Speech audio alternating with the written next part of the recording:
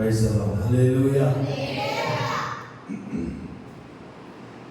మంచిది పిల్లరా, మరి ఈ సమయంలో కొద్ది సమయం మనకి దేవుడు ఇచ్చినటువంటి గొప్ప కృపను మనం తలపోసుకుంటూ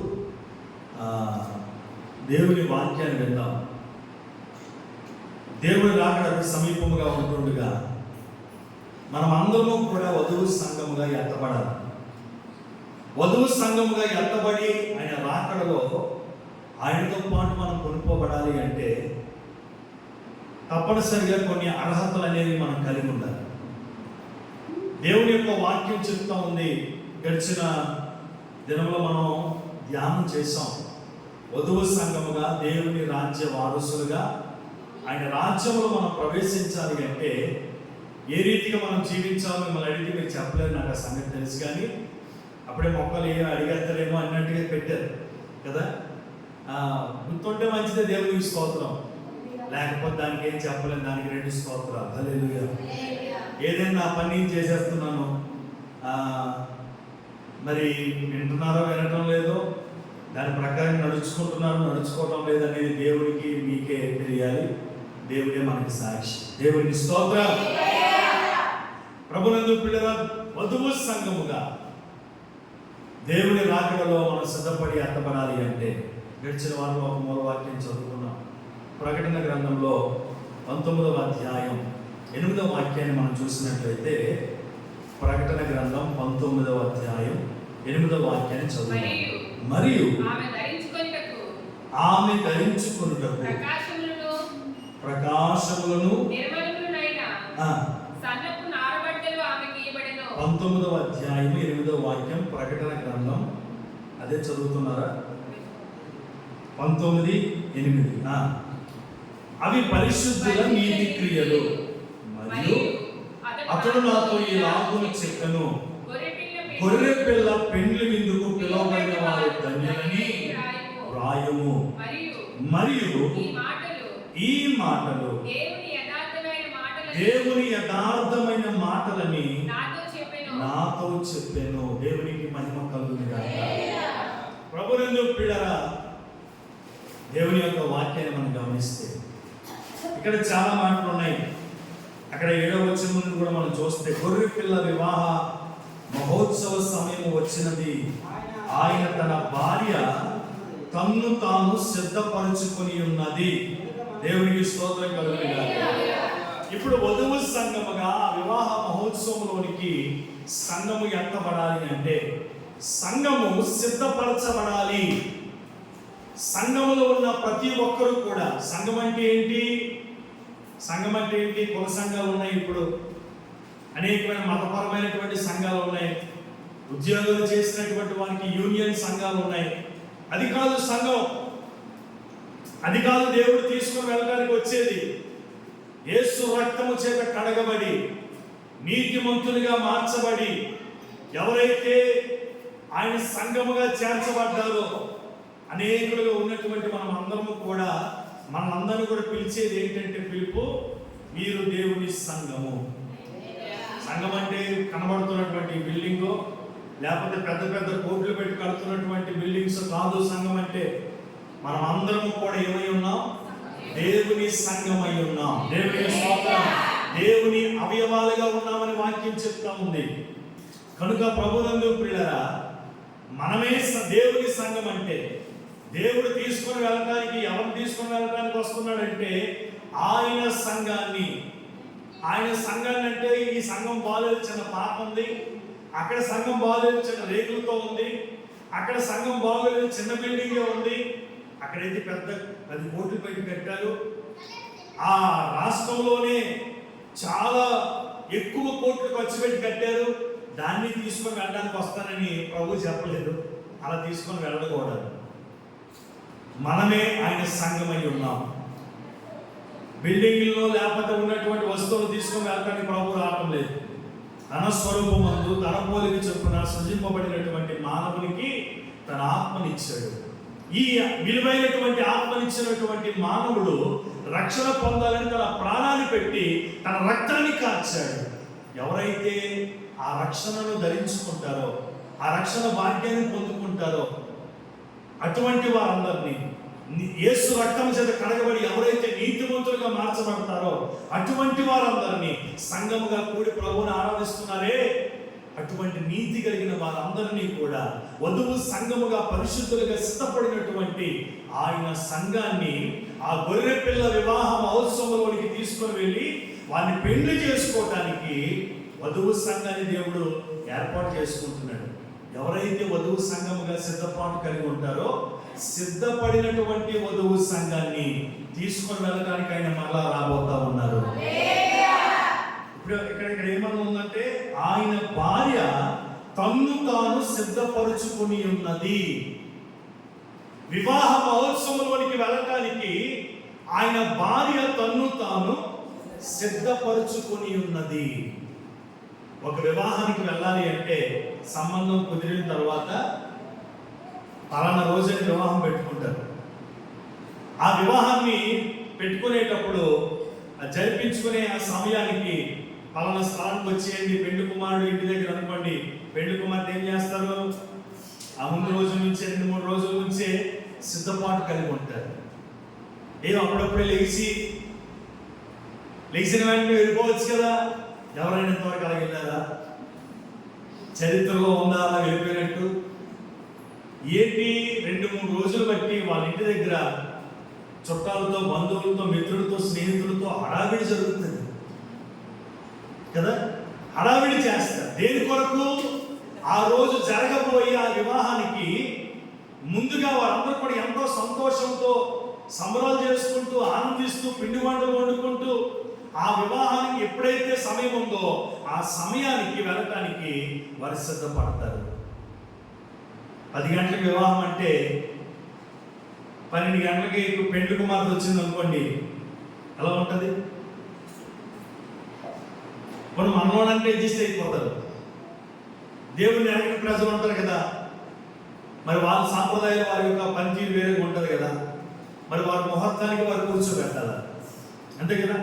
ముహూర్తం దాటిపోతే ఏంటి వచ్చేస్తుంది? ఏదో వచ్చేప్పుడు అంటారు, ఏదో వస్తుంది మొత్తం మీద. మరి ఆ టైం కాకుండా నేను లేవడం లేట్ అయింది, తయారవడం లేట్ అయింది, మరి సిద్ధపాటు కలిగి ఉండటానికి కొంచెం సమయం పట్టింది, వస్తాను అని పెళ్లి కుమారుడు 10 గంటలకి కూర్చుంటే 12-1 గంటలకు వచ్చారు అనుకోండి, ఎలా ఉంటుంది? మనమైతే చేస్తే ఇప్పుడు ఏదో ఒక మాట 2 మాటలు ఏదో అనేసి అయినా సరే సరే ఏదో టైంకి వచ్చేదా మొత్తం మీద కూర్చొని చెప్పి ఇంటికి చేస్తాం. వాళ్ళైతే ఇక ఇది రద్దు అయిపోయింది, తర్వాత మళ్ళీ ఎప్పుడో ముహూర్తం పెడతాం రండి అప్పుడు చేద్దాం అంటారు. అంటే ఈ మాట ఎందుకు చెప్తున్నానంటే సిద్ధపాటు అనేది మనకు అవసరం. అనుకున్న సమయం కంటే ముందుగా సిద్ధపాటు కలిగి ఉండాలి. ఇక్కడ ఆ మాటని మళ్ళీ మరి జ్ఞాపకం చేసుకోండి. గొర్రె పిల్ల వివాహ మహోత్సవ సమయము వచ్చినది. వచ్చుచున్నదా వచ్చినదా? ఈ మాట ఎన్ని సంవత్సరాల క్రితం చెప్పుకుంటాడు ఆయన? కొన్ని వేల సంవత్సరాల క్రితమే చెప్పారు ఈ మాట. గొర్రె పిల్ల వివాహ మహోత్సవ సమయము వచ్చినది.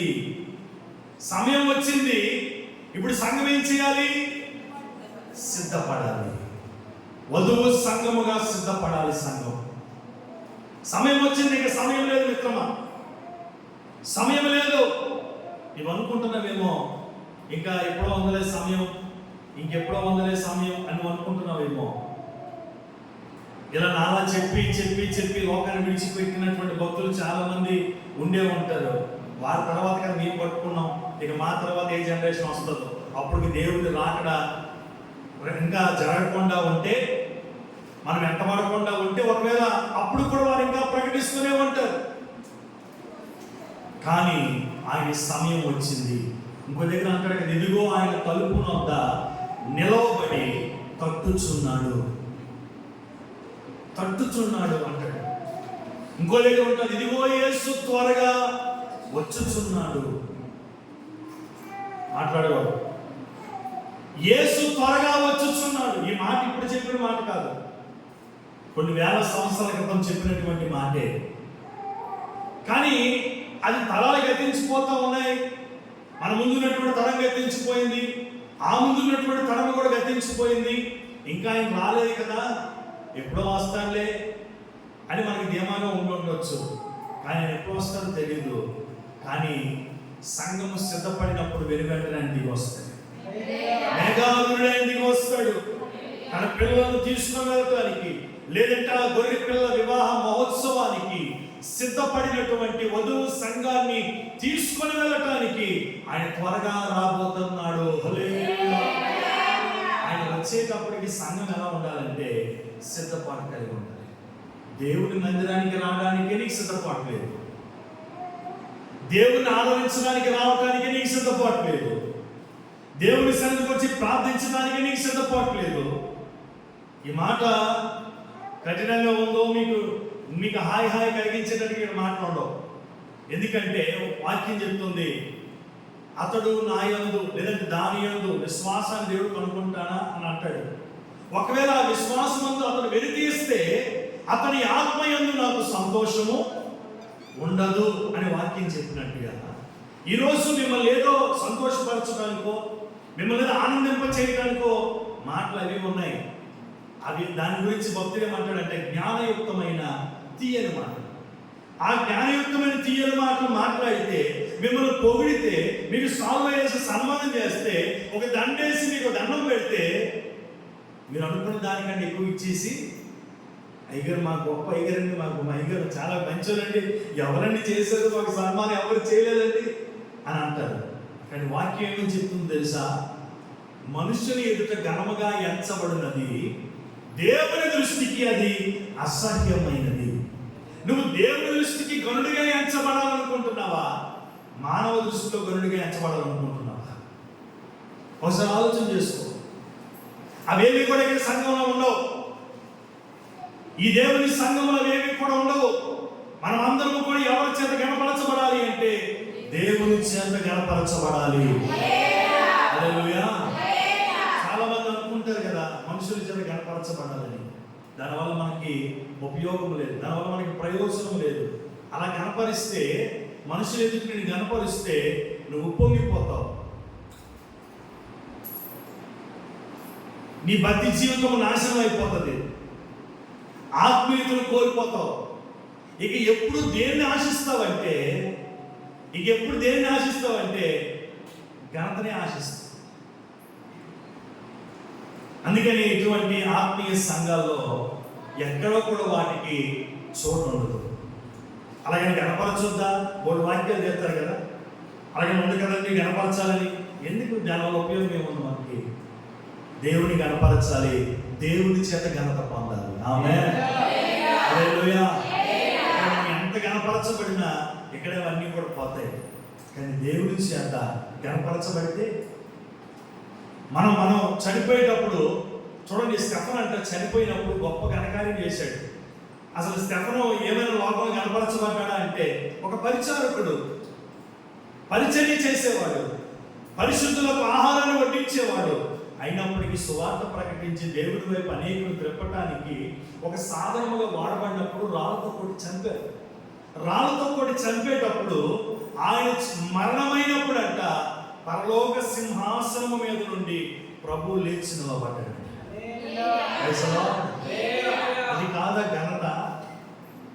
అది కాదు ఘనత. ఈ లోకంలో ఉన్నటువంటి ఒక అధికారులు మన దగ్గరికి వచ్చినప్పుడు, వాళ్ళు నిలబడినప్పుడు ఈ లోకంలో మనకు ఘనతగా ఉండొచ్చు. కానీ సర్వ సృష్టికర్త అయినటువంటి దేవుడే మనం మరణించినప్పుడు మన కొరకు ఆయన లేచి నిలబడి స్వాగతం పలుకుతా ఉంటుంటే పరలోక దేవదూతలు, కోట్ల కొలది దేవదూతల సమూహముతో కూడి గానము చేసెదరు. ఎన్ని దేవదూతలు? కోట్ల కొలది దేవదూతల చేత ఆరాధింపబడుతున్నటువంటి ఆ మహాదేవుడే మనం చనిపోయినప్పుడు మన ఆత్మను స్వాగతించడానికి ఆయన లేచి నిలబడితే అది కాదా ఘనత? అంతకంటే ఏం కావాలండి? ధనవంతుడి భూమి మీద ఉన్నంత వరకు కూడా సకల సౌకర్యాలు అనుభవించాడు, మనుషుల చేత ఘనత పొందాడు. కానీ చనిపోయిన తర్వాత దేవతలు వచ్చి కొనిపోయి అతన్ని నరకంలో యాతన పెట్టబడుచున్నాడని వాక్యం చెప్తామండి. ఈరోజు మన స్థితి ఏంటి? మనము దీనుడిగా బ్రతకాలి, దీనత్వం కలిగినటువంటి వారిగా ఉండాలి. దేవుని చేత మనము గణపరచబడాలి. వధువు సంఘముగా మనం సిద్ధపడాలి అంటే మనకి దీనత్వం అవసరం. దేవునికి స్తోత్రం. ఇక్కడ వధువు సంఘంగా చెప్పారు కదా, మిమ్మల్ని లాలించి పాలించి మిమ్మల్ని మైమరిపించే మాటలు జ్ఞానయుక్తంగా ఏదైనా చెప్పొచ్చు, కానీ మీరు ఒకటి అనుకోలే, అటువంటి మనం కోరుకోకూడదు. దేవుని యొక్క వాక్యం చెప్తుంది కదా, నువ్వు ఎడమ చేతి ఇచ్చింది కుడి చేతి కానీ ఏది కూడా నువ్వు చేసిన కార్యం తెలియకూడదంట. ఎందుకు? రహస్యమును చూచుచున్నటువంటి నీ తండ్రి నీకు ప్రతిఫలం ఇస్తాడు. అది నువ్వు బహిరంగం చేసుకున్నావు అనుకో, దాని ప్రతిఫలాన్ని పోగొట్టుకుంటావు. ఈరోజు ఈ మాటను జ్ఞాపకం చేసుకో. ఎవరు ముందు వెనక వెళ్తాం మనకు తెలియదు. ఈ మాటలు శ్రేష్టమైనటువంటివి. ఇటువంటి బోధన బోధించి ఆయన స్వరూపంలోనికి మార్చి ఆత్మీయతలో నడిపించి వధువు సంఘంగా తీర్చే మాటలు తర్వాత ఉంటాయో ఉండవో నాకు తెలియదు, కానీ సత్యాన్ని కలిగి ఉన్నప్పుడు దాన్ని గట్టిగా పట్టుకో. ఆ సత్యమును నిలవబడు, సత్యము కొరకే జీవించు. ఆ సత్యం మిమ్మల్ని స్వతంత్రులుగా చేసి ఆయన స్వరూపంలోనికి మార్చి వధువు సంఘముగా ఆయన రాకడకు సిద్ధపరుస్తాయి. ప్రభునందు ప్రియులారా, ఇది మనం నేర్చుకోవాల్సిన విషయం. ఎప్పుడు కూడా మనం మనుషులు ఎదుట ఘనతను కోరుకోకూడదు. మనం ఎప్పుడు కూడా దేవుని చేత గణపరచబడాలి. దేవుని యొక్క వాక్యం చెప్తుంది కదా, నేను ఎవరిని గణపరుతునో వారిని నేను గణపరుస్తాను. ఇవన్నీ చేసి నువ్వు మౌనంగా కామ్గా ఉండు. అయినప్పటికీ కూడా దేవుడిని నిన్ను ఎలా పైకి తీసుకురావాలో, ఎలా నిన్ను గణపరచాలో, ఎలా నిన్ను హెచ్చించాలో ఆయనకు తెలుసు. కనుక ప్రభువా, ఇది నీకు చేస్తున్నానయ్యా, నీవు నాకు ఇచ్చావు, నీకు చేయడంలో నాకు పెద్ద గొప్ప ఏముంది? నీవిచ్చినవని నీకే కదా నేను ఇస్తున్నాను. దీన్ని అందరికీ చెప్పుకొని గొప్ప చెప్పుకోవాల్సిన పని నాకేంటుందయ్యా అని నువ్వు దీనత్వంగా తగ్గించుకొని ఆయన్ని చేత కనపరచబడటానికి నువ్వు తగ్గించుకో, కనుమరుగైపో. అందరూ ఆశ్చర్యపోయేటట్టుగా పెంట కుప్పల మీద నుండి దీనులను పైకి లేవనెత్తినట్లుగా నేను పైకి లేవనెత్తుతాను. ఆయన ద్వారా హెచ్చింపబడితే మనల్ని ఎవరు ఆపలేడు. మనల్ని మనం కనపరుచుకుందామంటే, నేను చాలాసార్లు విన్నాను, ఒక సేవకులు లేదంటే ఇంకెవరు నిలబడి ముందు ఆయన వాక్యం చెప్పాలని ముందు ఆయనకి ఏం చేయాలా? ఒక డప్పు కొట్టాలా. ఆయన వీరుడు, ధీరుడు, సూర్యుడు, అక్కడికి వెళ్ళాడు ఇక్కడికి వెళ్ళాడు అంటే అప్పుడు లెక్సలాగా అనుకుని వచ్చి మొత్తం గాలి తీసేది ఏముండదు అక్కడ. కానీ దీనత్వం కలిగి ఎవరికి కనిపించకూడదు. నేను ప్రభు వల్ల మహిమ పొందాలి, అసలు నేను అనేది కనిపించకూడదు. భక్తుడైనటువంటి యోహాను అంటాడు కదా, నేను తగ్గవలసి ఉన్నది, ఆయన హెచ్చవలసి ఉన్నది అంటాడు. అదే నేర్చుకోవాలి సేవకుడైన విశ్వాస అయినా. అలా కలిగి ఉన్నప్పుడు మనమేం గొప్పలం కాదండి, ఆయన వాడు గొప్పది, మేము గొప్పలం కాదు. ఆయన మిమ్మల్ని హెచ్చించకపోతే మీరు గొప్పలు కాదు. ఆయన మీకు సామర్థ్యం ఇవ్వకపోతే మీరు ఏది చేయలేరు. కనుక అన్ని ఆయన చేస్తున్నప్పుడు మనం ఏంటి పెద్ద, మనం ఎందుకు కనిపించాలి? ఆయనే మనలో నుండి కనిపించాలి. ఆయన మనల్ని కనపరిస్తే అన్ని రీతిలుగా మనం దీవించబడిపోతాం. దేవుని స్తోత్రం. కనుక ప్రభునందు ప్రియులారా, ఒక ఆత్మీయ సంఘంగా, ఆత్మీయులుగా, వధువు సంఘంగా సిద్ధపడుతున్నటువంటి సంఘానికి ఇటువంటి దీనత్వం అనేది, ఇటువంటి క్వాలిటీ అనేది మనకి ఎంతైనా అవసరము. దేవునికి మహిమ, స్తోత్రం. ఇక్కడ ఉంటుంది కదా వాక్యం, మనం చాలా జాగ్రత్తగా మనం ఆలోచన చేస్తాం. సమయం వచ్చి ఉన్నది, సిద్ధపడాలి.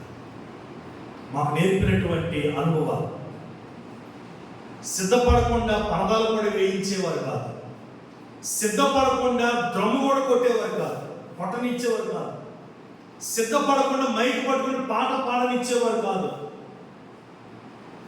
సిద్ధపడకుండా దేవుని పరిచర్య కూడా చేయనిచ్చేవారు కాదు.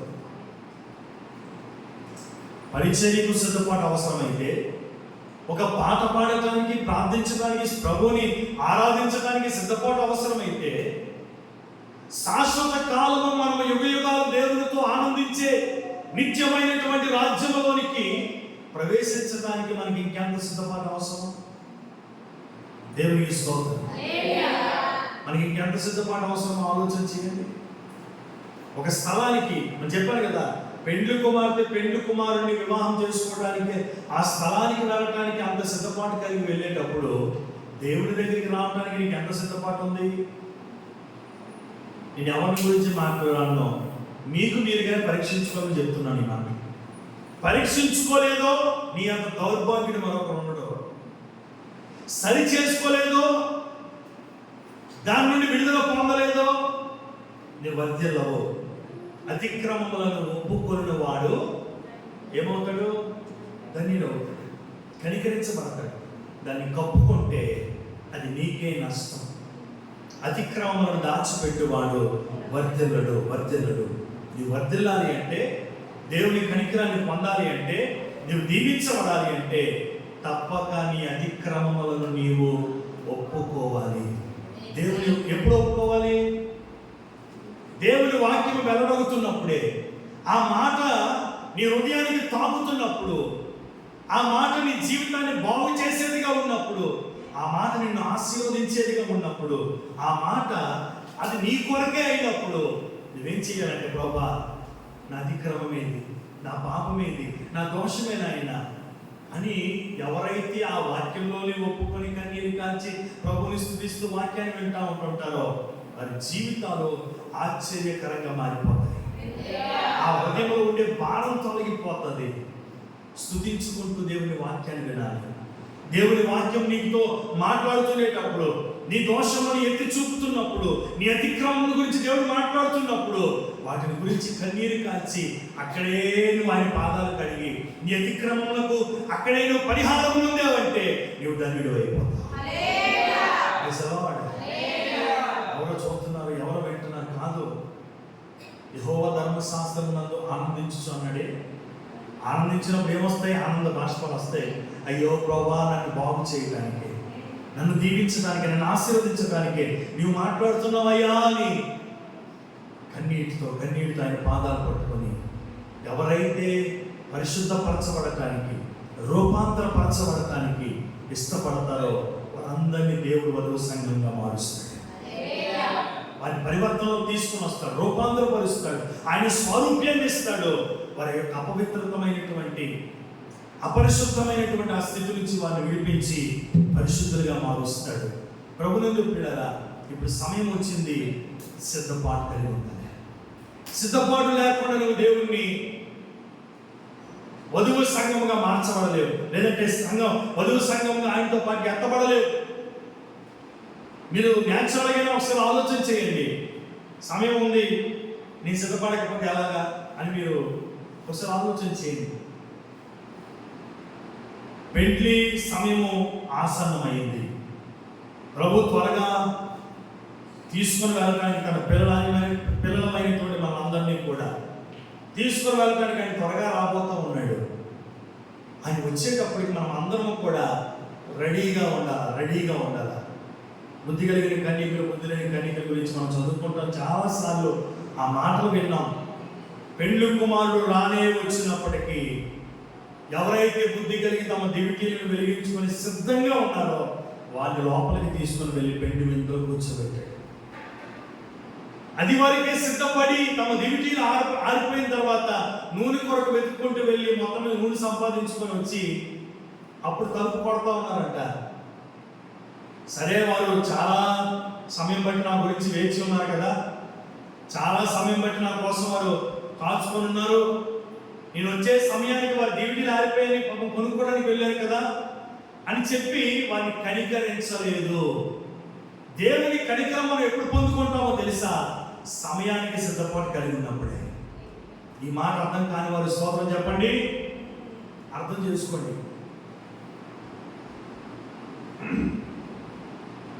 దేవుని కనికరం ఎప్పుడు పొందుకుంటామంటే మనం బ్రతుకున్నప్పుడే. దేవుని కనికరము అంటే సమయం ఉన్నప్పుడే. దేవుని కృపను ఎప్పుడు పొందుకుంటాం? ఎప్పుడు సరి చేయబడతాం?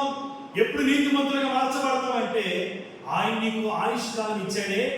నీ ప్రాణముని విడిచి వెళ్ళిపోలేనంత వరకు కూడా, నువ్వు శరీరంగా జీవిస్తున్నంత వరకు కూడా దేవుడు నిన్ను కనికరించడానికి ఆయన సిద్ధంగా ఉంటాడు. ఒక్కసారి కానీ ఆయన ఇచ్చిన జీవం నిన్ను విడిచిపెట్టి వెళ్ళిపోయిందో అప్పుడు కనికరాన్ని పొందుకుందామని నువ్వు మొరపెట్టినా, ఏడ్చినా, దుఃఖపడినా దానివల్ల ఏ ప్రయోజనం ఉండదు.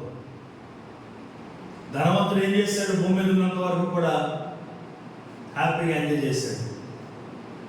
నరకంలోకి వెళ్ళిన తర్వాత అక్కడ యాతన పడుతున్నాడు కదా. అయ్యా ఇంకా నాకు సహోదరులు ఉన్నారయ్యా, వారికి వెళ్ళి నేను ఈ విషయం చెప్తానంటే ఇక్కడ నువ్వు చెప్పాల్సిన పని లేదు, నువ్వు ఆగన్నా. నువ్వు ఏదైనా చెప్పాలనుకుంటే ఎప్పుడంటే నీకు జీవం ఉన్నప్పుడే. నీ బిడ్డలకు కానీ, నీ బంధువులకు కానీ, నీ స్నేహితులకు కానీ, నీ మిత్రులకు కానీ నువ్వు తెలుసుకున్నటువంటి గొప్ప సత్యాన్ని వారికి కూడా చెప్పు. నరకం ఉంది, పరలోకం ఉంది. నరకాన్ని తప్పించుకొని పరలోకానికి వెళ్ళాలంటే యేసే మార్గం అని నువ్వు చెప్పగలగాలి.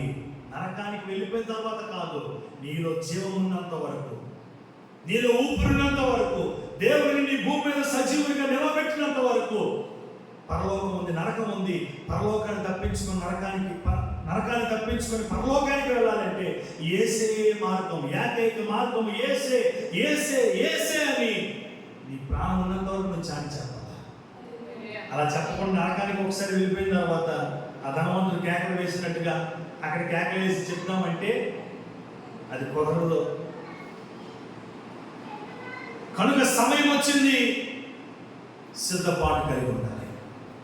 ఎలా సిద్ధపడాలి? రక్షణ లేని వారు రక్షణను పొందుకొని సిద్ధపాటు కలిగి ఉండాలి. గడిచిన వాళ్ళ మనం చదువుకున్నాం కదా, బాప్తిసం గురించి, రక్షణ అనుభవాల గురించి కొన్ని మాటలు మనం ధ్యానం చేసి, ఇప్పుడు పెళ్లికి సిద్ధపడుతున్నటువంటి ఈ వధువు ఏం ధరించుకోవాలి అంటే రక్షణ అనే వస్త్రాన్ని ధరించుకోవాలి.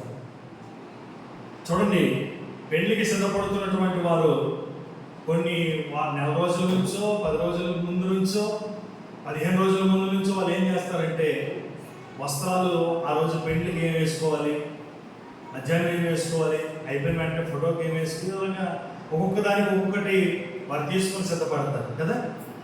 వారు సిద్ధపాటు కలిగి ఉంటారు. కొన్ని రోజుల ముందు నుంచే వారు సిద్ధపడతారు. ప్రభునందు పిల్లల వధువు సంఘముగా సిద్ధపడి ఆ గొర్రె పిల్ల వివాహ మహోత్సవంలోనికి మనం ప్రవేశించాలి అంటే ఈ భూమి మీద దేవుడు మనకి జీవం ఇచ్చినప్పుడే మనం రక్షణ అనే వస్త్రాన్ని ధరించుకోవాలి. హల్లెలూయా. యెషయా గ్రంథంలో 61వ అధ్యాయం 10వ వాక్యం చదవండి.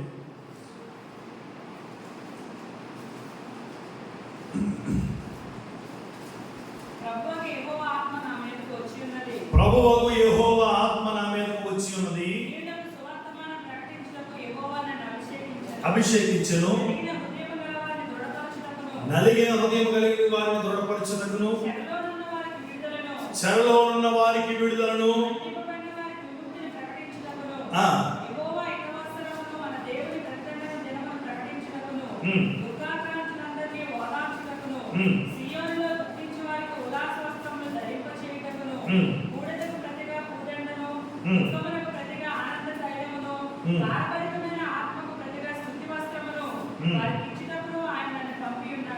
దేవునికి స్తోత్రం కలుగును గాక. 61:10 చదివాం. 61:10 శృంగారమైన పాగా ధరించుకొనిన పెండ్లి కుమారుని రీతిగాను, ఆభరణములతో అలంకరించుకొనిన పెండ్లి కుమార్తె రీతిగాను ఆయన రక్షణ వస్త్రములను నాకు ధరింపజేసి ఉన్నాడు, నీతి అను పైబట్టను నాకు ధరింపజేసి ఉన్నాడు. హల్లెలూయా. చూడండి, వధువు సంఘముగా సిద్ధపడుతున్నటువంటి దేవుని సంఘము ఏం ధరించుకోవాలి వస్త్రాలను అంటే రక్షణ వస్త్రాన్ని ధరించుకోవాలి. ఈరోజు ఎంతమంది రక్షణ వస్త్రాలు ధరించుకున్నారు? చేతులెత్తండి. ఎంతమంది రక్షణ వస్త్రాలు ధరించుకున్నారా? ఆ వస్త్రాన్ని కడ వరకు కాపాడుకోవాలి. రక్షణ వస్త్రాన్ని దోచుకోవడానికి అపవాదిగాడు అనేక రకాలుగా ప్రయత్నాలు చేస్తూ ఉంటుంటాడు. ఇక దాని గురించి వెళ్తే మళ్ళీ మన టాపిక్ మారిపోతుంది. కానీ వాడు ఎలాగా దోచుకుంటాడో, మనల్ని ఎలాగా నాశనం చేస్తాడో, రక్షణ వస్త్రాన్ని ఎలాగ ఎత్తుకెళ్ళిపోతాడో వాటి గురించి మనం వేరేగా ధ్యానం చేయవచ్చు. కనుక మనం కలిగిన ఆ రక్షణ వస్త్రాన్ని ఎవడనూ అపహరించుకొని పోకుండానట్లు మనకు కలిగిన దాన్ని గట్టిగా పట్టుకోవాలి. ఏం ధరించుకోవాలి? రక్షణ వస్త్రం. దాని గురించి కొన్ని మాటలు మనం ధ్యానం చేస్తాం. దాన్ని మళ్ళా చెప్తే మనకి సమయం వేస్తుంది. రెండవ వస్త్రం ఏంటంటే రెండవ వస్త్రం ఏంటి? అక్కడ ఏమని చదువుకున్నాం? నీతి అను వస్త్రము. దేవునికి స్తోత్రం కలుగునుగాక. చూడండి, యోబు గ్రంథంలోని 29వ అధ్యాయము 14వ వాక్యాన్ని చదవండి. యోబు గ్రంథము.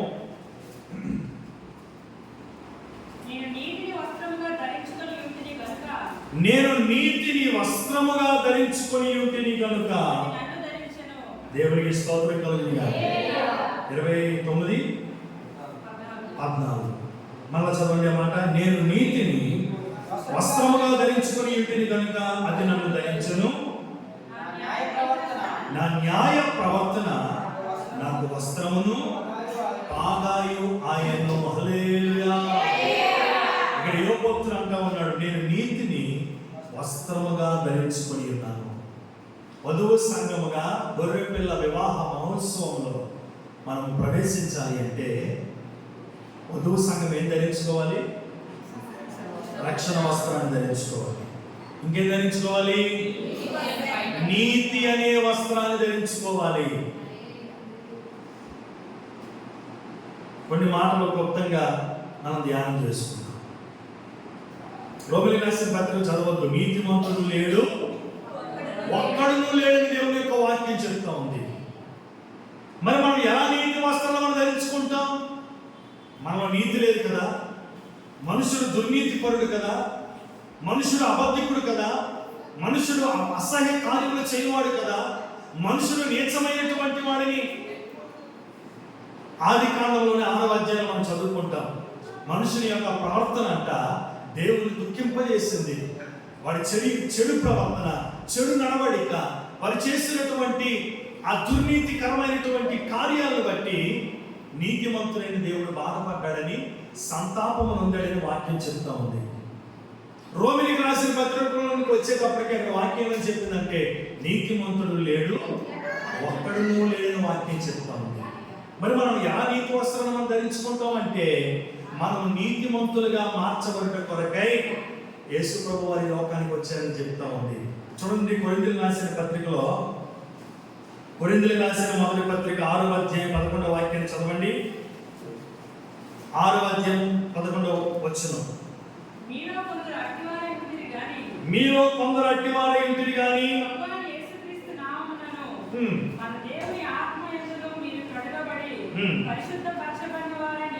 చూడండి, మళ్ళీ అదే జాగ్రత్త చదవండి. మీలో కొందరు అట్టివారై ఉంటిరి గాని ప్రభువైన యేసుక్రీస్తు నామములను మన దేవుని ఆత్మయందు మీరు కడుగబడి పరిశుద్ధపరచబడిన వారై నీతిమంతులుగా తీర్చబడ్డాను. హల్లెలూయా. యేసు ప్రభుని నమ్ముకున్నట్టును బట్టి, యేసు ప్రభునందు విశ్వాసం ఉంచుటను బట్టి నీతిమంతులుగా మార్చబడతామని వాక్యం చెప్తా ఉంది. అంత మాత్రమే కాదు, యేసుక్రీస్తు రక్తము చేత కడగబడుటను బట్టి పరిశుద్ధులుగాను నీతిమంతులుగాను మనం మార్చబడతాం. Praise the lord. నీతిమంతులుగా మార్చబడాలి అంటే రోమిలికి రాసిన పత్రిక 5వ అధ్యాయం 8-9 వచనాల్లో ఉంటది మాట. అయితే దేవుడు మన ఎడల తన ప్రేమను వెల్లడిపరచుచున్నాడు.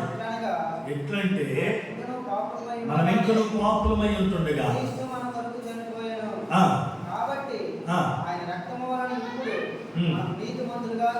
యేసు రక్తము వలన ఇప్పుడు మనం నీతిమంతులుగా తీర్చబడ్డాము.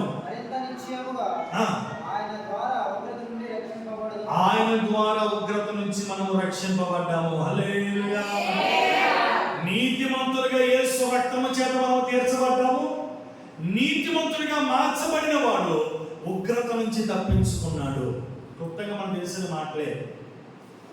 ఆనాడు జలప్రలయం కలిగేటప్పుడు నీతిమంతులైనటువంటి నోవాహును తన కుటుంబాన్ని ఆ జలప్రలయము అనబడినటువంటి ఆ ఉగ్రత నుంచి దేవుడు తప్పించాడు.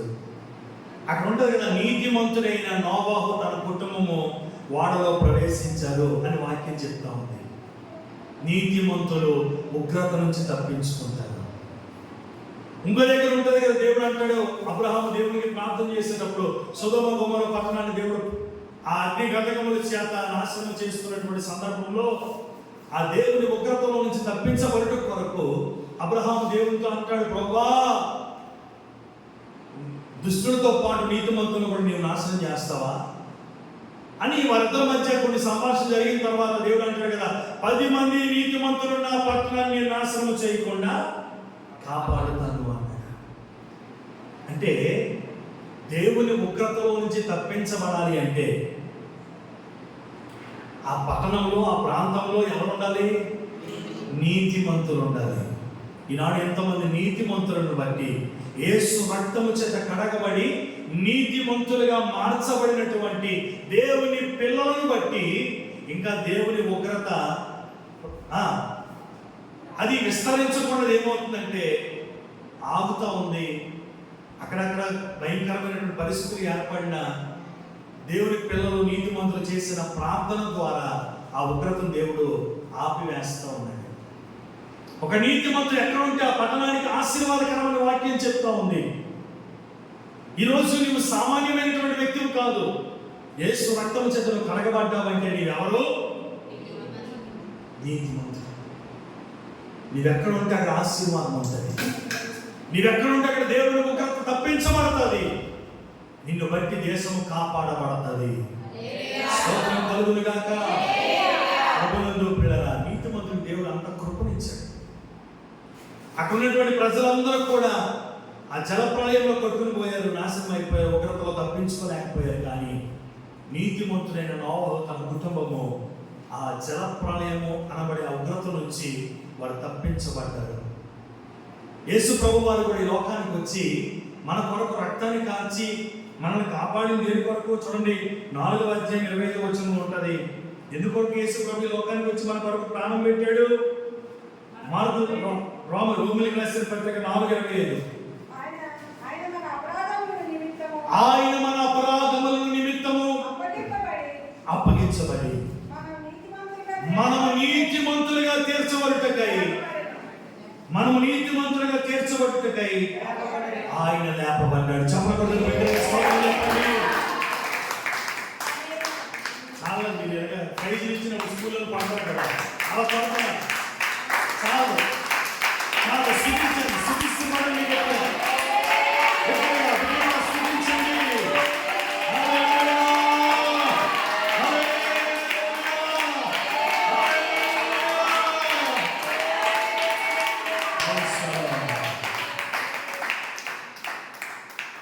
ఆయన ఎందుకు మరణించాడు? ఎందుకు రక్తాన్ని కాల్చాడు? ఎందుకు సమాధి చేయబడ్డాడు? ఎందుకు తిరిగి 3వ దినమందు లేపబడ్డాడంటే మనల్ని నీతిమంతులుగా చేయటానికి, మనల్ని నీతి అనే వస్త్రాన్ని ధరింప చేయటానికి. ఆ నీతిమంతుడైన దేవుడు ఆయన రక్తము చేత మనల్ని నీతిమంతులుగా చేసి నీతి అనే వస్త్రాన్ని దేవుడు మనకు అనుగ్రహించాడు. పిలాతు భార్య అంటారు కదా, ఆ నీతిమంతుని జోలికి నీవు, మత్తయి సువార్త 20వ అధ్యాయంలో, ఆ నీతిమంతుని జోలికి నీవు వెళ్ళొద్దు అంటే ఆయన చేతులు కడుక్కొని ఈ నీతిమంతుని యొక్క రక్తము నా మీద, నా సంపద మీద నిలిచి ఉండకూడదని చెప్పి చేతులు కడిగేసుకుంటాడు. ప్రభునందు ప్రియులారా, నీతిమంతుడు లేడు, ఒక్కడునూ లేడు. అది నిజమే. భూమి మీద ఉన్నటువంటి ప్రతి మానవుడు తన స్వకీయ దురాశల చేత ఏడవబడి, మరల్చబడి, దోషము, అన్యాయము, అక్రమము, అపవిత్రమైనటువంటి వారిగా మానవుడు జీవిస్తూ ఉన్నాడు. అపవిత్రమైనటువంటి మానవునికి నీతి అనే వస్త్రాన్ని ధరింప చేయటానికి, నీతిమంతుడిగా చేయటానికి, వధువు సంగముగా ఆ వ్యక్తిని సిద్ధపరచడానికి నీతిమంతుడైన యేసు ఈ లోకానికి వచ్చి ప్రాణము పెట్టి రక్తమును కాచి సమాధి చేయబడి తిరిగి లేపబడింది దేనికంటే మనందరినీ నీతిమంతులుగా చేయడానికి. ప్రభునందు ప్రియులారా, ఈరోజు రక్షణ అనే వస్త్రాన్ని ధరించుకున్నావా? నీ ఒక్కరు ధరించుకుంటే సరిపోతుందా? నీ కుటుంబము ధరించుకోవాలి. రక్షణ అనే వస్త్రము చాలా విలువైనటువంటిది. ఇంత గొప్ప రక్షణను నీవు నిర్లక్ష్యం చేస్తే ఎలాగో తప్పించుకుంటావని వాక్యం చెప్తా ఉంది. యెహోషువ భక్తుడు అందుకే ఒక చక్కని మాట అంటాడు, నేను ఒక్కడనే కాదు, నేనును నా ఇంటి వారందరూ యెహోవాని సేవిస్తాను. రక్షణ భాగ్యం, ఆ భాగ్యం ఏంటో నీకు తెలుసు. ఈరోజు నువ్వు ఒక్కడిగా వచ్చి ఆ రక్షణ వస్త్రాన్ని ధరించుకొని పరలోకం వెళ్ళిపోవాలని ఆశపడద్దు. నీవును నీ ఇంటి వారును ఆ రక్షణ వస్త్రాన్ని ధరించుకొని వారై ఉండాలి. ఎక్కడైనా వస్త్రాలు ఇస్తున్నారంటే ఏం చేస్తావు?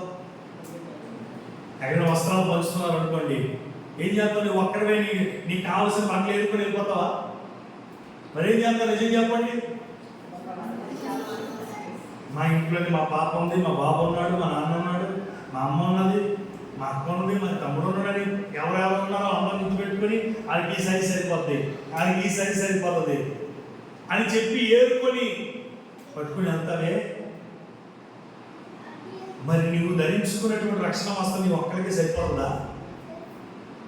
ఆ రక్షణ వస్త్రం వారు ధరించుకోవాలి, వారు వధువు సంఘంలో ఉండాలి, వారు గొర్రెపిల్ల వివాహ మహోత్సవం వారు పాలుపంపులు పొందాలి, ఆ పెళ్లి విందులో వారు కూడా ప్రవేశించాలని ఆశ ఉండాలి కదా. మరి వస్త్రాన్ని వారికి ఇవ్వవా? ఇదిగో ఈ వస్త్రం ధరించుకుంటేనే నీకు మేలు కలుగుతుంది, ఈ వస్త్రం ధరించుకొని మనం అక్కడికి వెళ్ళాలి, నా ధరించుకోయి వస్త్రాన్ని, రక్షణ వస్త్రాన్ని ఎప్పుడైనా వారికి పరిచయం చేసావా? నువ్వు ఒక్కరికి ధరించుకుంటే సరిపోదు, ఆ వస్త్రాన్ని వారికి కూడా ధరింపచేయాలి. ఈ కుటుంబం అందరూ కూడా ధరించుకోవాలి. హల్లెలూయా. రెండవది నీతి అనే వస్త్రం. ఈ వస్త్రం కూడా నీ ఒక్కరు ధరించుకుంటే సరిపోదు, నీ కుటుంబానికి, నీ రక్త సంబంధులకి, నీ బంధువులకి, మిత్రులకి ఆ నీతి అనే వస్త్రాన్ని పరిచయం చేసి నీవు ధరించుకున్న ఆ నీతి అనే వస్త్రము ఎంత గొప్పదో ఎలాంటిదో వారికి తెలియపరిచి వారును కూడా ధరించుకునేటట్టుగా చేయాలి. దేవునికి స్తోత్రం. హల్లెలూయా. ప్రభువునందు ప్రియులారా, మరి నీతిమంతులుగా ఆ నీతి అనే వస్త్రాన్ని ధరించుకున్నటువంటి మనము నీతిమంతులుగా ఉంటున్నామా? ఆ నీతి అనే వస్త్రాన్ని కాపాడుకుంటూ నీతిమంతులుగా జీవిస్తున్నామా లేవా అని ప్రతిదినం కూడా మనము స్వపరీక్ష చేసుకోవాలి. నీవు నీతి అనే వస్త్రాన్ని ధరించుకున్నాను అని అనుకుంటున్నటువంటి నీవు ఆ వస్త్రాన్ని కాపాడుకుంటున్నావా? ఆ వస్త్రాన్ని ధరించుకున్నటువంటి నీవు నీతిమంతుడిగా ఉంటున్నాను అని అనుకుంటున్నావా? అనుకుంటే నీలో కొన్ని లక్షణాలు కనిపించాలి. ఏంటి లక్షణాలు? కొన్ని కొత్తగా 2-3 మన విషయాలు జ్ఞాపకం చేసుకుందాం. చూడండి, యోబు గ్రంథం 17వ అధ్యాయం 9వ వాక్యం చదువుదాం. యోబు గ్రంథము 17వ అధ్యాయం 9వ వాక్యం. అయితే నీతిమంతులు తమ మార్గమును విడవక ప్రవర్తింతురు. హల్లెలూయా. నీతిమంతుడు ఎలా ఉంటాడంటే తమ మార్గములను విడిచిపెట్టాడు. ఏ ఉపదేశములైతే పెరుగుతున్నాడో, ఏ బోధలైతే నడిపించబడుతున్నాడో, ఏ ఉపదేశ క్రమంలో ఆ వ్యక్తి నడిపించబడుతూ ఉన్నాడో ఆ క్రమము నుండి కుడికి కానీ ఎడమకు కానీ ఆ మార్గము నుండి తొట్టిల్లిపోడు. ఆయనకు కలిగినటువంటి దానిని గట్టిగా పట్టుకొని జీవిస్తాడు. ప్రకటన గ్రంథంలో ఒక మాట ఉంటుంది కదా, చూడండి. ప్రకటన గ్రంథంలో 2వ అధ్యాయం 25వ వచనం చదవండి. నేను వచ్చే వరకు నీకు కలిగి ఉన్న దాన్ని గట్టిగా పట్టుకొనిడి. 3:11 కూడా చదవండి. ఇదిగో నేను త్వరగా వచ్చుచున్నాను, ఎవడను నీ కిరీటమును అపహరించకుండా నీకు కలిగిన దానిని నువ్వు గట్టిగా పట్టుకోవాలి. ఆమేన్. Praise the Lord. అక్కడ మనం నేర్చుకోవాల్సిన మాట ఏంటంటే గట్టిగా పట్టుకో. నువ్వు ఏ మార్గంలో అయితే నడుస్తున్నావో ఆ మార్గంలో కుడికి కానీ ఎడమకు కానీ తొట్టిల్లిపోకుండా, ఆ ఉపదేశంలో కుడికి కానీ ఎడమకు కానీ తొట్టిల్లిపోకుండా నీవు నడుచుతున్నటువంటి ఆ మార్గంలో నువ్వు తిన్నగా నడుచుకుంటూ వెళ్ళిపోవద్దు, కానీ ఇటు కానీ అటు కానీ తొట్టిల్లిపోకూడదు. నీవు కలిగిన ఉపదేశాన్ని గట్టిగా పట్టుకో, నీకు కలిగిన రక్షణ వస్త్రాన్ని గట్టిగా పట్టుకో. నీవు సంపాదించుకున్నటువంటి నీతి అనే వస్త్రాన్ని ఎవరినో అపహరించుకొని పోకుండానట్లు దాన్ని గట్టిగా కాపాడుకో, గట్టిగా కాపాడుకో. అపవాది ఎవరిని మృంగుతున్నా అని గర్జించు సింహము వలె వాడు తిరుగుతూ ఉన్నాడు. వాడు ఎత్తుకుపోతాడు, జాగ్రత్త. వాడు దొరికిందని రక్షణ అపహరిస్తాడు. వాడు దొరికిందని నీతి అనే వస్త్రాలు లాక్కుని పారిపోతాడు వాడు. అప్పుడు నువ్వు దిగంబరు అయిపోతావు, జాగ్రత్త. ఆ వస్త్రాన్ని మనం కాపాడుకోవాలి. నీతి అనే వస్త్రాన్ని, రక్షణ అనే వస్త్రాన్ని, దేవుడు ఇచ్చినటువంటి ఆ గొప్ప వస్త్రాలు మనం కాపాడుకొని గొర్రెపిల్ల వివాహ మహోత్సవానికి వధువు సంఘముగా సిద్ధపడాలి. మరి నీతివంతులని, నేను నీతి అనే వస్త్రాన్ని కాపాడుకున్నాను, నా దగ్గర నీతి ఉంది అని ఒకవేళ నువ్వు అనుకుంటున్నావేమో, అయితే నువ్వు నీతి అనే వస్త్రాన్ని ధరించుకుని దాన్ని కాపాడుకుంటున్నావో లేదో, నువ్వు నీతిమంతుడిగా ఉన్నటువంటి నీవు నీతిమంతుని కలిగినటువంటి లక్షణాలు నీలో ఉన్నాయో లేవో ఒకసారి పరీక్షించుకోవాలి. నీతిమంతుడు ఏం చేస్తాడంటే తన మార్గం నుండి 17:9 ఏమని చదువుకున్నప్పుడు వదిలేశారు. తన మార్గమును ఏ పరిస్థితుల్లో కూడా విడిచిపెట్టంట. చాలు, తన మార్గాన్ని విడిచిపెట్టరు. చాలా మంది ఏం చేస్తారు, నీతిమంతులు అయితే శ్రమ కలిగిన, బాధ కలిగిన, ఇబ్బందులు వచ్చిన, ఇరుకు మార్గంలో ప్రవేశించిన, వారి జీవితాల్లో అయోమయమైనటువంటి స్థితిలో ఉన్నప్పటికీ కూడా వారు ఏమాత్రము కూడా వారు నమ్మిన మార్గాన్ని, వారు వెంబడించుచున్నటువంటి దేవుణ్ణి శ్రమలో అయినా, ఇబ్బందులు అయినా, శోధనలోనైనా వారు ఏమాత్రము కూడా విడిచిపెట్టి పారిపోరు. వారు ఏం చేస్తారంటే కడ వరకు ఒకేలాగా దేవుడిని వెంబడిస్తారు. ఈనాడు తమ మార్గంలో నుంచి శ్రమ కలగగానే, ఇబ్బందులు కలగగానే, ఇరుకులు శోధనలు రాగానే ఎవరైతే తమ మార్గంలో నుంచి తొలగిపోతారో వారు నీతిమంతులు అనీతిమంతులో ఈ వాక్యాన్ని బట్టి మనం పరీక్షించుకోవాలి. నీతిమంతులు తమ మార్గంలో నుండి వారు నడుస్తున్నటువంటి ఆ మార్గంలో నుండి వారు తొలగిపోరు. దేవునికి స్తోత్రం కలుగును. రెండోది అంటాడు కదా, చూడండి, కీర్తన గ్రంథంలో 37వ కీర్తన 21వ వాక్యం. నీతిమంతునికి ఎలా ఉంటాడు? 37:21. తర్వాత కీర్తనలు 64:10 మరొకటి తీసి రెడీగా ఉండాలి. భక్తిహీనులు అప్పు చేసి తీర్చకయుందురు, నీతిమంతులైతే దాక్షిణ్యమును కలిగి ధర్మాన్ని ఇస్తారు. ఆమేన్. స్తోత్రం కలుగును గాక. వాక్యం ఏం చెప్పిందంటే భక్తిహీనులైతే అప్పు చేస్తారంట, కానీ మరలా రేపు ఎత్తామండి, ఎల్లుండి ఎత్తామండి, అలా సంవత్సరం గడిచిపోతుంది. వాడు అప్పు తీర్చరు, వాడిని తెప్పలు పెడతారు, అప్పు ఇచ్చిన తెప్పలు పెడతారు. కానీ నీతిమంతుడైతే ఏం చేస్తాడంట? ధర్మం చేసేటట్టుగా దేవుడు దీవిస్తాడు. ధర్మం చేసేవాడిగా ఉంటారంట. ఈనాడు పొందదగినటువంటి వారికి ఇవ్వడానికి కూడా ఇవ్వలేనటువంటి పరిస్థితులు కొన్నిసార్లు. రోడ్ల మీద అడుక్కునేవారు ఉంటారు, పేదవారు ఉంటారు, లేనివారు ఉంటారు. వారికి ఏం చేయాలా? నీ కలిగిన దానిలో నీవు ధర్మం ఇచ్చేటట్టుగా నీవు ఉండాలా, నీవు సహాయం చేసేటట్టుగా నీవు ఉండాలా. అపోస్తలుల దినాల్లో మనం చూస్తే వారి అక్కర కొలది వారికి వారు పంచి పెట్టారు. అందుకని వాళ్ళు ఎవరు కూడా ఏ కొదువు లేకుండా ఉన్నారని వాక్యం చెప్తా ఉంది.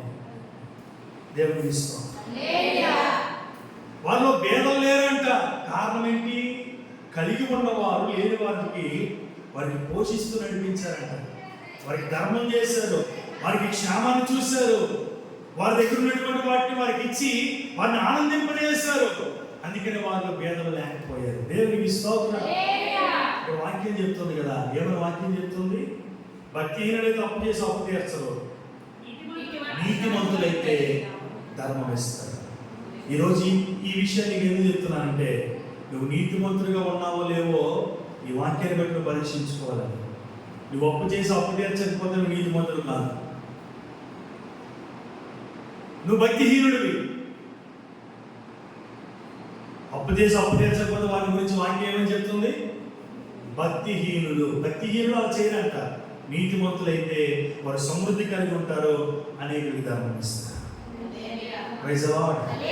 అలా దేవుడు చేస్తాడు. నీ అప్పులను తీర్చే దేవుని వైపు చూడు. నీతిమంతునికి కలిగినది కొద్దిగానను అది బహుమంది సమృద్ధి కలిగినటువంటి వారి కంటే వారి దగ్గర శ్రేష్టంగా ఉంటుందంట. దేవుడికి స్తోత్రం కలిగి నీ దగ్గర కొద్దిగా ఉన్న చాలు, నువ్వు నీతి కలిగి ఉంటే దేవుడు నేను సమృద్ధిగా నేను ఆశీర్వదిస్తాడు. సమృద్ధి కలిగేటట్టుగా దేవుడు నీకు చేస్తాడు. భక్తిహీనుడైతే అప్పు చేస్తాడంట, అప్పు తీర్చడంట. మందిరానికి వచ్చిన నీతిమంతుడు అంటే నీతిమంతుడు కాలేడు. ఈరోజు నువ్వు పరీక్షించుకో, నువ్వు ఏ స్థితిలో ఉన్నావో పరీక్షించుకో. మొదటిది ఏం చేస్తాడు? నీతిమంతుడు అయితే తన మార్గము నుండి ఆ వ్యక్తి తప్పిపోడు. రెండవది ఇంకేం చేస్తాడు? ధర్మం ఇచ్చేవాడిగా ఉంటాడు. చూడండి తర్వాత చూస్తారు 64:10. నీతిమంతుడు యెహోవాను బట్టి సంతోషిస్తాడు. ఈ లోకములో ఏదో సంపాదించుకున్నటను బట్టి నీతిమంతుడు సంతోషించడు. ఈ లోకాన్ని బట్టి, ఈ లోకములో ఉన్న వాటిని బట్టి నీతిమంతుడు సంతోషించడు. సాధారణమైనటువంటి స్వభావం కలిగినటువంటి మనుషులైతే లోకాన్ని బట్టి, ధనాన్ని బట్టి, బంధువులను బట్టి, స్నేహితులను బట్టి, తనకున్నటువంటి బలాన్ని బట్టి అతిశయిస్తాడు, సంతోషిస్తాడు. కానీ నీతిమంతుడైతే తన దేవుని బట్టి మాత్రమే సంతోషిస్తాడు. ఈరోజు నీవు నీతిమంతుడు అయితే ఏదో చూసి లోకాన్ని చూసో, లోకములో ఉన్నవాటిని చూసో, లోకములో ఉన్నవాటిని సంపాదించుకోవడం బట్టో నీవు సంతోషిస్తే నువ్వు నీతిమంతుడు కాలేదు. నిన్ను పిలిచి తన స్వరక్తం ఇచ్చి సంపాదించుకున్నటువంటి నీవు ఉన్నావే, నీతిమంతుడిగా చేశాడే, నిన్ను రక్షణ వస్త్రాన్ని ఇచ్చాడే, ఉల్లాస వస్త్రాన్ని ఇచ్చాడే, నీతి వస్త్రాన్ని ఇచ్చాడే. అటువంటి మహాదేవుని ఎడల మాత్రమే నీతిమంతులు సంతోషిస్తారు. ఎందుకంటే ఇవన్నీ కూడా క్షణభంగురమైనటువంటివని వారికి తెలుసు. అందుకనే గడ్డె పువ్వు లాంటి దాని గురించో, క్షణభంగురమైనటువంటి దాని గురించో, నేడుండి రేపు మాయమైపోయే వాటిని గురించో నీతిమంతులు ఆనందించరు, ఆశపడరు. నీతిమంతులు ఎప్పుడు కూడా దేని గురించి ఆనందిస్తారు, ఆశపడతారు, ఎదురు చూస్తారంటే దేని గురించి? అబ్రహాము దేవుని నమ్మిన అది అతనికి నీతిగా ఎంచబడెను. అబ్రహాము విశ్వాసమును బట్టి దేన్ని చూశాడంట? పునాదులు కలిగిన పట్టణము కొరకు ఎదురు చూశాడు. పునాదులు కలిగిన పట్టణము, శాశ్వతమైన రాజ్యము కొరకు, శాశ్వతమైన దేవుని కొరకు, ఆ శాశ్వత రాజ్యంలో ప్రవేశించిన కొరకే నీతిమంతుడు ఎదురు చూడాలి. మనకి లోకంలో ఏ సంతోషం లేదండి. మనకి లోకంలో ఏ సంతోషం లేదు. ఒకవేళ సంతోషించిన కొద్ది సమయం ఇలాగ ఆనందిస్తూ ఉన్నామండి, వెంటనే ఏదో వచ్చి ఒక వార్త వచ్చిందండి, వెంటనే ఏడ్చారండి. మరలా మర్చిపోయి ఏదో ఆనందిస్తున్నారు, నవ్వుతున్నారు అనేటప్పటికీ మరొకేదో దుర్వార్త వచ్చింది. అంటే నువ్వు కొద్ది సమయం మాత్రమే ఈ లోకంలో ఉండేటప్పుడు ఆనందించగలవు. కానీ పరలోకంలో ఎలా ఉంటుందంటే, ఎలా ఉంటుంది? అక్కడ ఏడుపైనను పండు కొడుకుటి అయినను ఉండదు. ప్రతి వాని బాష్ప బిందువును ఆయన తుడిచి వేస్తాడు. అక్కడ దుఃఖం అనేది ఉండదు, ఏడుపు అనేది ఉండదు, బాధ అనేది ఉండదు, వ్యాధి అనేది ఉండదు, రోగములు ఉండవు. ఎల్లప్పుడూ కూడా ప్రభు సన్నిధిలో నీతిమంతులు ఆనందిస్తారు. నీతిమంతుడు మన యేసు. ఆయన నివసించే స్థలము నీతి కలిగినటువంటిది. ఆ నీతి కలిగినటువంటి స్థలములో నీవు ప్రవేశించి ఆ నీతిమంతుడైన యేసయ్య ముఖాన్ని నువ్వు చూడాలి అంటే, ముఖ దర్శనములు చేయాలి అంటే నీవు నీతిమంతుడిగా మార్చబడాలి. కీర్తన గ్రంథంలో కీర్తనకారుడు అంటాడు ఒక చక్కని మాట. కీర్తన గ్రంథంలో చూడండి 17వ కీర్తన 15వ వచనంలో 17:15 నేనైతే నీతి కలిగిన వాడనై యేసయ్య ముఖ దర్శనాన్ని చేస్తాను. చెప్పకూడదు, గట్టిగా స్తోత్రం చెప్పండి. హల్లెలూయా, స్తోత్రం చెప్పుకోవాలి, స్తోత్రం చెప్పుకోవాలి.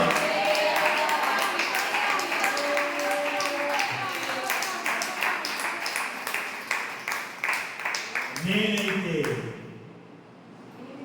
నీతి గలవాడని నీ ముఖదర్శనం చేస్తానయ్యా. ఆయన ముఖదర్శనం చేయాలి అంటే, ఆయన రాజ్యంలో ప్రవేశించాలి అంటే ఈ నీతి అనే వస్త్రాన్ని ధరించుకోకుండా ప్రవేశించలేదు. ఈ నీతి అనే వస్త్రాన్ని ధరించుకోకుండా ఆయన ముఖాన్ని కూడా నువ్వు చూడలేదు. మనం పాట పాడాం కదా, ఏం పాట పాడాం ఇప్పుడు కదా? స్వరమెత్తి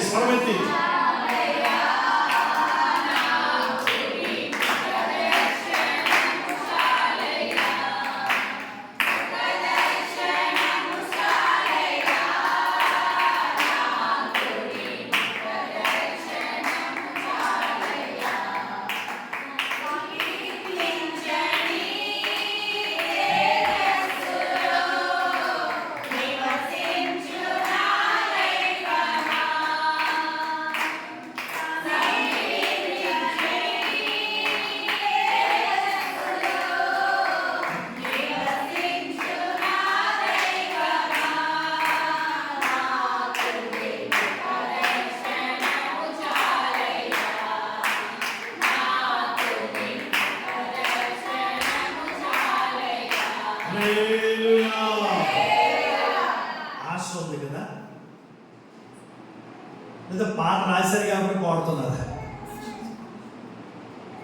ఆశ ఉందా? పాట రాశారు కదా, పాడాలి కదా పాడుతున్నారు.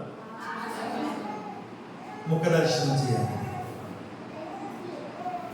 మరి ఎవరు ముఖ దర్శనం చేస్తారంటున్నాడు వాక్యం? నేనైతే నీతి గలవాడనే నీ ముఖ దర్శనం చేస్తాను. ఈరోజు నువ్వు నీతి కలిగిన వస్త్రాన్ని ధరించుకుంటే, నీతిమంతుడిగా మార్చబడితే, నీతి కలిగిన వ్యక్తిగా నువ్వు జీవిస్తే తప్పక ఆయన ముఖ దర్శనాన్ని నువ్వు చేసుకుంటావు. వాడు నీతిమంతుడు అప్పుడప్పుడు నీతి కాదు, ఎల్లవేళ నీతిమంతుడిగానే ఉండాలి. నీతిమంతుడు ఎల్లవేళ ఒకేలా నీతి కలిగిన వాడికి ఉంటాడంట. అలా నీతిమంతుడు అని సాక్ష్యం పొందిన వాడు యేసయ్య ముఖ దర్శనాన్ని చేస్తాడు.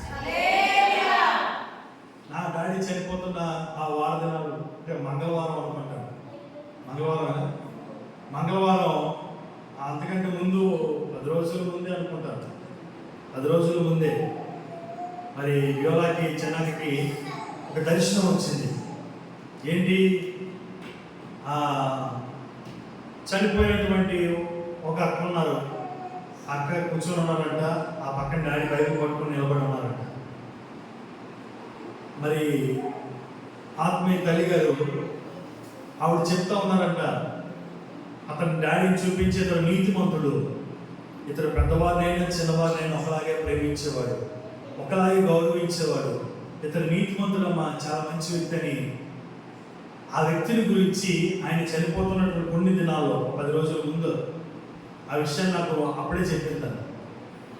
తర్వాత కాదు, అప్పుడే చెప్పింది. ఆ రోజే నా రూమ్లోకి వచ్చి మాట్లాడి ఇలాగ దేవుడు చూపించాడంటే, అదే కాదు దేవుడు నీతిమంతుడని చెప్పాడు, దానికేముంది ధైర్యం కూడా ప్రార్థన చేయని చెప్పాడు. కానీ నీతిమంతుడిని దేవుడు భూమి మీద ఉండనివ్వడు, తనకిష్టమైన ప్రజలు ఉండనివ్వడు. అపవిత్రత అందుకోకుండా, అపరిశుద్ధులుగా మారిపోకుండా తనకిష్టమైనటువంటి వారిని దేవుడు కొనిపోతాడు. అది సత్యం. అది ఆయన సాక్ష్యం పొందాడు. ఏమని సాక్ష్యం పొందాడు డాడీ? నీతిమంతులు. అదే ప్రతి ఒక్కరు మనం దేవుని ఎదుట పొందుకోవలసిన సాక్ష్యం. ఈమె నీతిమంతురాలు, ఇతడు నీతిమంతుడు అని ఎవరైతే సాక్ష్యం పొందుకుంటారో వారు తప్పక ఆయన సముఖంలో నిలిచి ఉంటారు. నీతిమంతులు దేవుని ముఖ దర్శనమును చేస్తారు. అంతకంటే ఒక క్రైస్తవునికి కావలసింది ఇంకేంటి ఉందండి? ఒక సడన్గా చచ్చిపోతే నీతిమంతుడు తెలియదు, ఏడు తెలియదు మనకి. అక్కడికి వెళ్ళిన తర్వాత చూడటం మనకి భయం కదా, మన గురించి అయినా సరే. అందుకని భూమి మీద ఉన్నప్పుడైనా సరే మనం సాక్ష్యం పొందుకోవాలి దేవుని చేత, ఇతడు నీతిమంతుడని. యేసు ప్రభువు వారి లోకంలో భూమి మీద శరీరధారిగా సంచరిస్తున్నటువంటి సమయంలో పిలాతు బంధించినప్పుడు అక్కడ ఆయన నీతిమంతుడని సాక్ష్యం పొందుకున్నాడు. మనం ఎప్పుడో కాదు, భూమి మీద ఉంటుండగానే మన నీతిమంతులు మన సాక్ష్యం పొందుకొందుముగాక. ఇవన్నీ మనలో ఉండాలి. మన నీతిమంతులు అయితే నీతిమంతులు దేవుడు మనం చేశాడు, కానీ నీతిని మనం కాపాడుకోవాలి కదా. ఆ నీతి అనే వస్త్రాన్ని మనం కాపాడుకోవాలి కదా. అలా జీవించకుండా మనం ఆయన ముఖాన్ని చూడలేము. జ్ఞాపకం చేసుకో. ఇంకో చక్కని మాట ఉంటుంది. మరి ఇక సమయం లేదు కనుక మనం త్వరగా ముందుకు వెళ్ళిపోవాలి. ఒక్క మాట జ్ఞాపకం చేసి ముగిస్తాను. చూడండి, కీర్తన 140, కీర్తన 13వ వాక్యం. 140వ కీర్తన 13వ వాక్యం.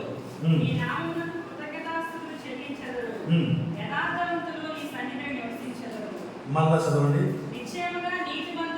నీతిమంతులు నిశ్చయముగా నీ నామమునకు కృతజ్ఞతాస్తుతులు చెల్లిస్తారు. హల్లెలూయా, హల్లెలూయా, హల్లెలూయా. ఏం చేస్తారంటే నీతిమంతులు నిత్యము దేవునికి కృతజ్ఞతాస్తుతులు చెల్లిస్తారు. చెల్లిస్తున్నావా కృతజ్ఞతాస్తుతులు? నిత్యము దేవునికి కృతజ్ఞత కలిగిన వ్యక్తిగా ఉన్నావా? కృతజ్ఞతాస్తుతులు చెల్లించే వ్యక్తిగా ఉన్నావా? ఎలాగ కృతజ్ఞతాస్తుతులు చెల్లించడానికి రావు. నువ్వేం చెల్లిస్తావు? స్తుతియాగం చేయడానికి నువ్వు దేవుడి సన్నిధిలో కనిపించవు. నిత్యం ఇంకేం కృతజ్ఞతాస్తుతులు చెల్లిస్తావు? దేవుడి సన్నిధిలో ప్రార్థన చేయడానికి నువ్వు కనిపించవు. ఇంకేం కృతజ్ఞతాస్తుతులు చెల్లిస్తావు? లేదంటే నీకు రాగానే ఇంటి దగ్గర అలా కృతజ్ఞతాస్తుతులు చెల్లించుకునే ఉంటున్నానండి, అది అబద్ధం. మీ గుళ్ళు మీద మీరే చేసుకుని చెప్పుకోండి, అది నిజమో కాదు మీకే తెలుస్తుంది. భక్తుడు అంటూ ఉన్నాడు, నీతిమంతుడైతే దేవునికి ఎల్లప్పుడూ కృతజ్ఞతాస్తుతులు చెల్లిస్తాడు. ఇక దాని గురించి ఎక్కువగా వివరించవలసిన పని లేదు. నీ రక్షణ వస్త్రాన్ని, నీతి వస్త్రాన్ని కాపాడుకుంటున్నావా లేదా? నీతిమంతుడిగా నీవు ఉన్నావా లేదా నువ్వు పరీక్షించుకోవాలి అంటే కొన్ని విషయాలు మనం జ్ఞాపకం చేసుకున్నాం. నీతిమంతుడు ఎలా ఉంటాడంట? తన మార్గంలో తను నడుచుకుంటూ వెళ్తాడు కానీ తొట్టిల్లిపోడు. ఇంకేం చెప్పుకున్నావు? నీతిమంతుడు ధర్మమిచ్చేవాడిగా ఉంటాడు. నీతిమంతుడు దేవుని బట్టే సంతోషిస్తాడు. నీతిమంతుడు ఇంకేమన్నా చివరిగా కృతజ్ఞతాస్తుతులు. ఇది చెప్పుకోవాలి మీరు, ఎందుకంటే అవి మీరు ఉన్నాయో పరీక్షించుకోలేవు. చివరి గడియలో నీ నీతిమంతుడిగా ఉన్నాయని చెప్పేసుకోవడం, నువ్వు నీతిమంతుడు అంటే ఓ పొంగిపోయి వెళ్ళిపోతాం ప్రసంగం చేస్తే. కానీ నీతిమంతుడు ఎలా ఉండాలో వాక్యం చెబుతూ ఉంది. కృతజ్ఞతాస్తుతులు చెల్లించేవానిగా ఉండాలి నీతిమంతుడు. ఇంకేముంది? నీతిమంతుడు దేవుని యందే ఆనందిస్తాడు, లోకాన్ని బట్టి కాదు. నీతిమంతుడు చెప్పేసాము, దాక్షిణ్యం కలిగి ధర్మం ఇస్తాడు. నీతిమంతుడు మార్గం తప్పిపోడు. ఈరోజు నీ మార్గాలను సరళం చేసుకో, తప్పిపోకూడదు. గోడ మీద పిల్లులాగా ఉండకూడదు. అయితే అటు దూకేద్దాం, ఇటు దూకేద్దాం అండి. నువ్వు నీతిమంతుడిగా ఉండాలి అంటే చిన్ననైన మార్గంలో. మా డాడీలు రక్షింపబడ్డారు. మొదలు ఒంటరిగా వచ్చారు అక్కడికి జనాలు, రక్షణను కాపాడుకున్నారు. బంధువులు, స్నేహితులు, మిత్రులు అనేకులు ఉన్నారు. కానీ వారు ఏ మార్గాన్ని అయితే ఎంచుకున్నారో ఆ మార్గంలో చివరి వరకు తప్పిపోకుండా నీతిమంతుడి సాక్ష్యం పొందడం మామూలు విషయం కాదు. ఎక్కడ రాజీ పడకుండా, లోకంతో సహవాసం చేయకుండా, అయ్యో అలాగ వస్తే పర్వాలేదులే, ఆ మార్గంలోకి వెళ్ళిపోతాం, దేవుడు చూస్తున్నాడు కదా, ఆయనకు అన్నీ తెలుసు, మనమైతే సింపుల్గా ప్రార్థన చేసేద్దాం, నీకు అన్నీ తెలుసు కదా ప్రభువా. ఆయనకి ఎందుకు తెలియదు? నువ్వు చెప్పలేదు అన్నీ తెలిసే లేదని. ఆయనకి అన్నీ తెలుసు, కానీ అన్నీ చూస్తున్నాడు ఆయన. జాగ్రత్త. ఈ మార్గంలో గుడికి కానీ ఎవరు కానీ తొట్టిల్లిపోకూడదు. నువ్వు ఏ మార్గంలో ప్రారంభించావో చివరి వరకు అదే మార్గంలో నడిచి ముగించాలా. అప్పుడే నీతిమంతుడిగా పేరు పొందుకుంటావు. ఊరకనే రాదు నీతిమంతుడని పేరు. క్రైస్తవ్యంగా ఆరంభించి వాక్యం చెప్తుంది కదా, మొదట ఆత్మానుసారముగా ప్రారంభించి శరీరసారంగా నువ్వు ముగించడం చాలా బాధాకరంగా ఉంది అంటాడు గలతీయులకు రాసిన పత్రికలో. అలాగే చాలా మంది ఆత్మానుసారంగా నడుస్తారు, మధ్యలోకి వెళ్ళిన తర్వాత శరీరానుసారంగా మారిపోతారు. అది కాదు నీతిమంతుడి సాక్ష్యం. శ్రమ అయినా, ఇరుకైనా, ఇబ్బంది అయినా, నష్టం వచ్చినా, సంతోషం వచ్చినా, ఆయన ఏ మార్గంలో వెళ్తా ఉన్నాడో కడ వరకు అదే మార్గంలో ప్రవేశించాలా, అదే మార్గంలో నడుచుకుంటూ దేవుడి రాజ్యంలోకి వెళ్ళిపోవాలా.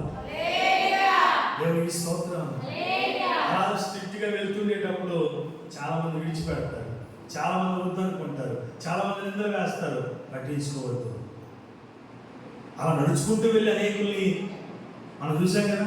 కొంతమంది అన్యులు విడిచిపెట్టినా, దేవుని ఎరగని బంధువుల్ని, స్నేహితులు, మిత్రులు విడిచిపెట్టినా ఎంతమంది ఆత్మీయులు సంపాదించుకున్నారు ఒంటరిగా వచ్చి. దేవునికి మహిమ కలుగుతుంది కాక. ఆత్మీయ సావాసమే కదా మనకి స్థిరమైనది.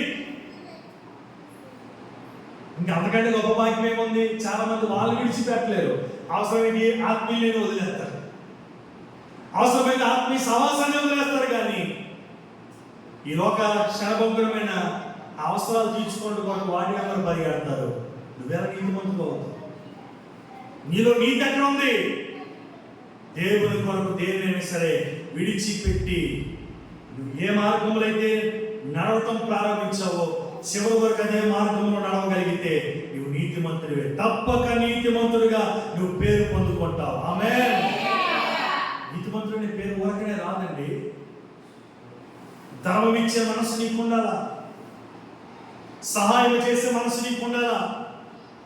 కొంతమంది ఉంటుంది అది తినరు, ఇతరులు తినరు. చూసారు కొన్నిసార్లు ఒకవేళ ఒక చెట్టుకో పండు, బొప్పాయి పండు అలా ముగ్గింది అనుకోండి, అలా రోజు చూసుకొని బాగుంది, బొప్పాయి పండు బాగుంది, బొప్పాయి పండు బాగుంది, అది బాగానే ఉంటుంది, అది పండు అయిపోయింది. ఇంకా కొంచెం బాగా పారింది, బాగా ఇంకా పండు అయిపోయింది, తర్వాత అక్కడ కూలిపోయింది. వీడికి పైన కాదు, ఆపరుడికి పైన. ధర్మం ఇచ్చేవాడిగా అటువంటి సాక్ష్యాన్ని పొందుకున్నారు. ఈరోజు నేను చెప్పిన ప్రతి వాక్యం నీతిమంతుడని పేరు పొందిన నా తండ్రి పొందుకున్నాను. ఈరోజు మిగిలి ఉన్నటువంటి మనము కూడా అటువంటి పేరు పొందుకోవాలా. దేవునికి స్తోత్రం. ఆయన ఇతరులకు పెట్టే స్వభావం కలిగిన వారు. నిజంగా కొంతమంది సేవకులు వచ్చారంటే ప్రతి సేవకుడికి అన్ని విధాలుగా మా నాన్నగారు ఉపయోగపడ్డారు. అన్ని విధాలుగా అంతమంది ప్రేమించి వచ్చారంటే ఉంటే మాటలేం కాదు. పెద్ద మీటింగ్ పెడితేనే అందరు సేవకులు వేదిక మీద ఉండడం చాలా కష్టం, మీకు తెలియదు. సీనియర్ మోస్ట్ పాస్టర్ అందరూ కూడా వచ్చారు. కారణం ఏంటి? మనం ఏదో ఆ రోజు వాళ్ళకి ఇస్తామన్నా, వాళ్ళకి భోజనం తక్కువ అని వచ్చారా? ఆ వ్యక్తిని ప్రేమించే కదా, నీతిమంతుడిని ప్రేమించే కదా వచ్చారు. అంతకన్నా ఇంకా ఆనందం ఇంకేం కావాలండి? దేవునికి స్తోత్రం. ఇంకేం చేయగలరు వాళ్ళు? నీతిమంతులు ప్రభునందే ఆనందిస్తారు. దానిలో కూడా నేను చెప్పగల సాక్ష్యం, ఆయన మంచి వస్త్రాలు వేసుకోవడం బట్టు ఏదో మంచి ఒక 40 రూపాయలు సార్ అబ్బాయి ఎంత బాగుంది, ఎంత బాగుంది అలా గుండెలో పెట్టుకొని మనమైతే పూజించేస్తాం. నీతిమంతుడైతే దాన్ని పెంటగా ఎంచుకుంటాడంట. భక్తుడైన పౌలు అంటారు కదా. ఏమన్నాడు భక్తుడైన పౌలు? ఈ నోరు మూస్తారంటే వాక్యాలు చదవట్లేదు, ప్రతిరోజు వాక్యం చదవటం లేదా? ఏమన్నాడు? సమస్తం నేను పెంటగా ఎంచుకొనుచున్నాను క్రీస్తు కొరకు నాకు కలిగి ఉన్నవన్నీ కూడా నేను పెంటతో సమానంగా ఎంచుకుంటున్నాను. అంటే ఈ లోకంలోని ఉంది అధికారమే కావచ్చు, డబ్బే కావచ్చు, ధనమే కావచ్చు, అది ఏదైనా కావచ్చు, అది పెంట అంటా ఉన్నాడు. పెంటను చూసి ఇప్పుడు మనం ఏం చేస్తున్నాం? మనమంటే మనం కాదులండి, అలా ఆనందించేవారు చాలా మంది ఉంటారు కదా. పెంటయ్యా, పెంటమ్మ ఉన్నారా? పెంటమ్మ ఉన్నదండి. ఏమి వెళ్ళలేదు, పెంటయ్య అని పేరు అంటున్నాను. మన ఇక్కడ ఒక పెంటయ్య ఉన్నాడు కదా, చనిపోయాడు. అక్కడ ఒక పెంటయ్య ఉన్నాడు, పెంటయ్య.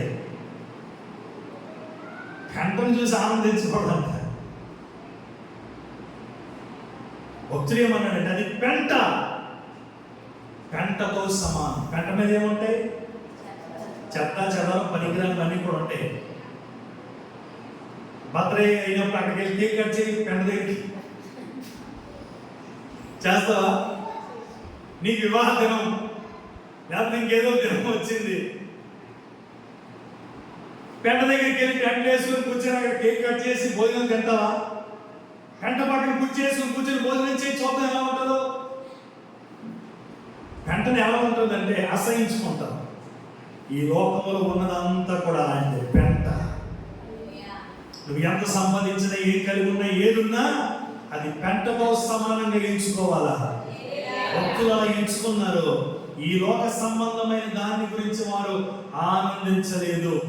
వారికి రక్షణను ఎవరి వల్ల అయితే కలిగిందో ఆ రక్షణ భాగ్యాన్ని బట్టి, రక్షణ ఇచ్చిన ప్రభువుని బట్టి నీతిమంతులే వారు దేవుని యందు ఆనందించారు తప్ప క్షణభంగురమైన వాటి గురించి వారు ఆనందించలేదు. అది నీతిమంతులకు ఉండాల్సినటువంటి లక్షణం. అటువంటి నీతి వస్త్రాన్ని, రక్షణ వస్త్రాన్ని నీవు నేను ధరించుకొని ఆ వస్త్రాన్ని మనం కాపాడుకొని, ధరించుకున్నట్టు మాత్రమే సరిపోదు, కాపాడుకోవాలి. ఆ వస్త్రం లేకుండా పొరపాటున ఆ పెళ్లి విందులోకి వెళ్ళిపోదామంటే ప్రభు వస్తాడు. ఆయన వచ్చినప్పుడు చూసి ఏమంటాడంటే, స్నేహితుడా, పెళ్లి వస్త్రం లేక ఇక్కడికి ఎలా వచ్చావు నీవు అని అన్నాడే. అలాగే రక్షణ వస్త్రము, నీతి వస్త్రము, పెండ్లి వస్త్రము, ఉల్లాస వస్త్రం, ఇలా వస్త్రాలు ఉన్నాయి. అలా నీ వస్త్రాన్ని కాపాడుకోకుండా వెళ్ళిపోతే ఆయన నేనేం చేస్తాడంటే బయటకు పంపించేస్తాడు. ఈరోజు అందుకనే దేవుడు నీకు ఇచ్చిన రక్షణ విలువైంది. ఎందుకు కాపాడుకోవాలి అంటే, అక్కడ కూర్చొని విందు చేయాలి అంటే ఆ రక్షణ వస్త్రం నీకు అవసరం. నీతి అనే వస్త్రం అవసరం. అందులో ప్రవేశించాలి అంటే మామూలు వారు, ఈ లోకంలో పెద్ద పెద్ద ఘనత పొందిన వారు ఎవరు కూడా ప్రవేశించలేరు. ఎవరైతే రక్షింపబడతారో, ఈ వస్త్రాలు ఎవరైతే ధరించుకుని ఉంటారో వారు ఈ లోకంలో ఉండేటప్పుడు కడుదీనుడిగా ఉన్న దేవుని దృష్టిలో ఘనంగా ఎంచబడతాడు. వాడే పరలోకంలో గొప్పవాడు. ఈరోజు ఈ లోకంలో ఉన్నదాన్ని, ఆ పెంటను చూసి ఆనందిస్తున్నావేమో, అదేది కూడా నిన్ను ఆయన రాజ్యంలో ప్రవేశింప చేయలేదు. ఆ వధువు సంఘం నేను సిద్ధపరచలేదు. ఈ లోకాన్ని అసహించుకొని దేవుణ్ణి ప్రేమించి దేవునికి ఇచ్చిన రక్షణను, నీతిని, వస్త్రాలను కాపాడుకొని వధువు సంఘముగా నువ్వు సిద్ధపడితే, ఇదిగో గొర్రె పిల్ల వివాహ మహోత్సవ సమయము వచ్చి ఉన్నది. మనం ఇప్పుడు చేయాల్సిన పని ఏంటంటే సిద్ధపడాలి. సిద్ధపడిన వారిని తీసుకొని వెళ్ళటానికి ప్రభు త్వరగా రాబోతా ఉన్నాడు. ఆయన వచ్చినప్పుడు మనం అందరం కూడా మనకు కలిగినటువంటి రక్షణ వస్త్రాన్ని, నీతి వస్త్రాన్ని, ఉల్లాస వస్త్రాన్ని, పెండ్లి వస్త్రాన్ని ధరించుకొని ఆ వధువు సంఘముగా ఆయనతో పాటు ఎట్టబడటానికి ఆ వస్త్రములను కాపాడుకొని ఈ లోకములో జీవించుదుము గాక. అందరం ఒకరించి ప్రార్థన చేద్దాం.